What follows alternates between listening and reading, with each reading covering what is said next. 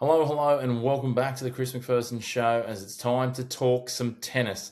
The Davis Cup is on our doorstep, plenty of action across the coming days. Some of the ties already up and running as we have all of the World Group 2, World Group 1, and qualifier ties coming at you thick and fast.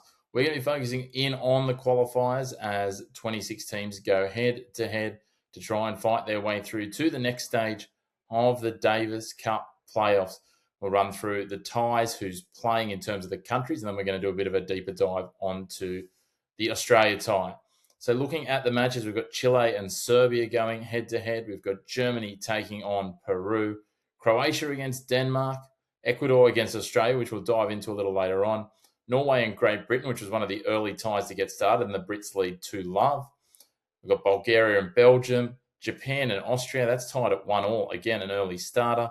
India versus the Netherlands. Korea against Argentina. Hungary against the USA.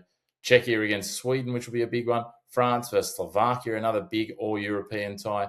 And an all-Americas tie with Canada versus Brazil. When you look through some of these teams, there are some decent names playing. We've got Rafael Collignon, who we will remember from defeating the Aussies, playing for Belgium. We have a look at Canada. They've got Gabriel Diallo. Chile's got Christian Garin and Alejandro Tabillo. Croatia, Dino Prismic. Czechia got Yuri Lehechka. There's certainly plenty of them getting about. Jan Leonard Struff and Yannick Hanfmann in action for Germany. Arthur Rinderknecht and Alexander Muller, part of the French team, alongside Benjamin Bonzi. Great Britain, one of the stronger teams. Jack Draper and Cameron Norrie in action, as well as Lloyd Glasspool and Julian Cash on the doubles side. Fabian Marozsan's in action for Hungary. And then we'll see Jesper de Jong in place for the Netherlands. No Casper Ruud for Norway. Serbia's got Dusan Lajovic. Slovakia led by Lucas Klein. And then the USA, Tommy Paul and Ethan Quinn leading the way, coached by Bob Bryan. So there's mixed bags, as there are with the Aussies in their tie, but plenty of interesting matches as teams try and fight their way through to the next stage in what will be key matchups. But as I said, we're going to dive a little deeper into the Australian match up against Ecuador in Ecuador. Now, the way these ties all work, they are the best of 5. 2 singles matches, a doubles match, and then the reverse singles. Your top-ranked singles play off against each other. Your second-ranked singles play off against each other. You can then make moves around that. It's again about the 2 that you nominate. So then it'll be a crossover in theory if you had 2 players that rank 1 and 2, or 1 will play 2, 2 will play 1 in the reverse singles. But obviously, if you make changes, that reshuffles. You won't have the same 2 players play each other again. That is the plan. So Australia take on Ecuador in Quito on the clay. This is going to be an interesting one. The Ecuadorians will be more naturally suited, being South America's predominant surface of clay courts. So certainly sits really well in their favour from that point of view. But when you look at how the 2 teams match up in terms of a ranking point of view and top players, well, for Australia, a couple of players sitting out, a couple of players not selected. For Ecuador, they've gone about as close to full strength as they can. They don't have anyone sitting inside the top 200 for rankings, a couple of players sitting just outside. But realistically, that's kind of the extent of it. They don't have any other players outside of the 2 that they've named as their primary singles players inside the top 400. So not a whole lot of depth. It's not the days of Nicholas Lepenti. So we do have to sort of have a look at what's there. These guys haven't played a lot against Australians, a lot of time on the Challenger Tour, some decent doubles form. That's probably where they're going to be leaning on and hoping they can get maybe an upset or 2 in the singles to keep them in this tie. But underestimate them at your own peril, Australia. This is their home court. This is their home fans, and they're going to be absolutely fired up for it. So let's run through the home side, Ecuador, here in Quito. Alvaro Guillen Meza, who is ranked 201 in the world in singles. He did just play in the first round of qualifying at the Australian Open. He lost Tiago Seyfarth-Wild, the Brazilian there. But again, he's there or thereabouts, starting to get invitations and qualifying with his ranking. He's ranked 201 in the world. So again, some good tournaments, and all of a sudden he's going to be very much on the doorstep of some of our players that are sitting sort of 2, 3, 4 in this squad when you have a look at who's sitting there for Australia. Next up is Andreas Andrade, who's ranked 257th in the world in singles. So looking forward to seeing what he can offer. Again, a little bit outside the scope of what we normally see, so very much an unknown. So it'll be interesting to see what we can come up against with these guys. And then the doubles, as I said, this is where they've probably got a bit more experience. They've got 2 players well into their 30s. Gonzalo Escobar, He's 37. He's ranked 76th in doubles. He has been higher. And Diego Hidalgo, he's 85 in the doubles, 32 years of age, ex-SEC Player of the Year, college tennis player back in 2016. And then their squad is finally made up of Emilio Camacho as well. Very much an unknown, down in the 4 figures in the rankings. I don't know if, and don't suspect we will, see him in action in terms of match time unless there's dead rubbers. They are coached, captained by Raul Viver, a former world number 1 junior, ex-top 100 player.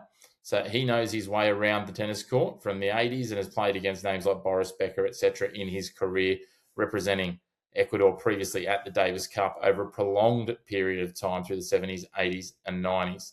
So what does that mean then for the Australians? Well, we should head into this as pretty warm favourites. But we did that at home last year against Belgium, and look how that played out. We had everyone on deck. When we look at this team, there is no Alex de Minaur, our top 10 player. There's no Alexei Poprin, our other top 50 player. There's no Adam Walton. There's no Tristan Schoolkate. 93 and 109 in the world. Could have made argument for selection, but players lower ranked than both of those have been brought in. So let's talk about it. Number 1 player going in is James Duckworth, currently on the ATP rankings. He's ranked 86th in the world in singles. An experienced campaigner. We saw what he did at the Oz Open. He's certainly going to go well, but again, clay, not his favourite service. Alexander Vukic, number 91 in the world. He would be, you would think, our number 2 player in the singles. We've got some options when it comes to these next 2 spots. They are both in there primarily, you would think, for their doubles when you look at their rankings. But again, just sitting outside the top 100, they are strings in the bow of Captain Leighton Hewitt, should he choose to use them. Rinky Hijikata, 103rd in the world in singles, 58th in the world in doubles, a proven doubles winner. He's won a Grand Slam in doubles. We know what he can deliver.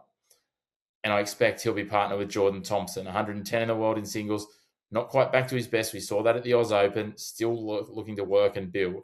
He is 64 in the world in doubles, and again, should be a little higher if he's playing more regularly.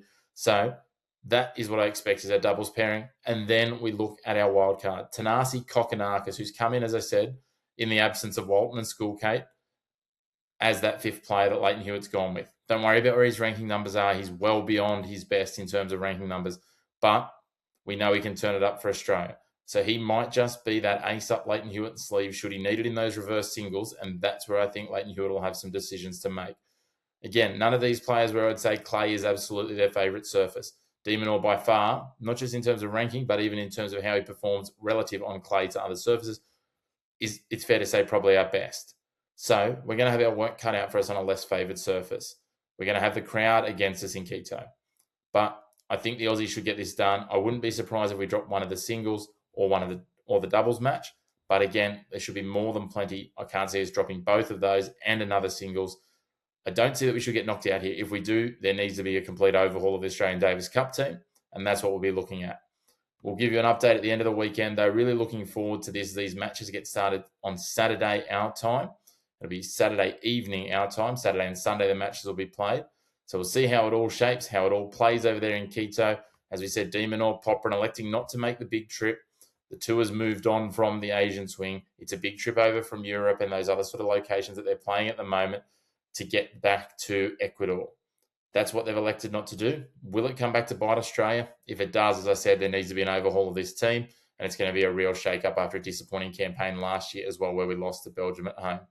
But win here, we'll get another chance to shape up and then push through to qualify into those year-end Davis Cup finals, which is where we want to be back into those top 8.